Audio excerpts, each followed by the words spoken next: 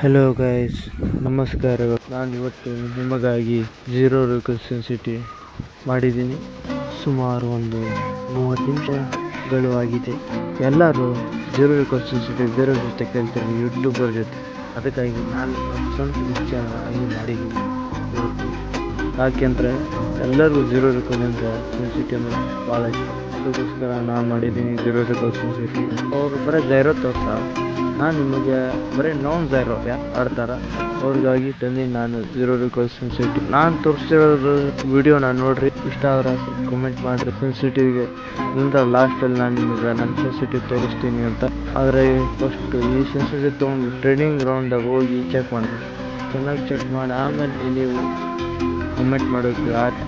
ಯಾಕಂದರೆ ನಾನಾದರೆ ಇದು ಒಂದು ಅರ್ಧ ತಾಸು ಆಗಿತ್ತು ಮಾಡೋಕ್ಕೆ.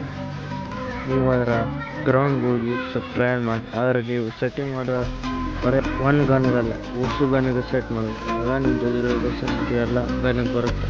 ಯಾರು ನೋನ್ ಝೈರೋ ಆಡಕ್ಕೆ ಕುಂತಾರೋ ಅವ್ರಿಗೇನೋ ಇಲ್ಲದ ಇದ್ದಾಗ ಸೆಟ್ ಆದ್ರೆ ನೀವು ಫಿಂಗರ್ಸ್ ಸ್ವಲ್ಪ ಆ್ಯಡ್ ಮಾಡೋದು ನೋಡಿರಿ. ಯಾಕಂದರೆ ಫಿಂಗರ್ಸ್ ಹಾಕಿದ್ರೆ ನಿಮ್ಗೆ ಗೇಮಿಂಗ್ ಫಾಸ್ಟ್ ಆಗುತ್ತೆ. ಧನ್ಯವಾದ.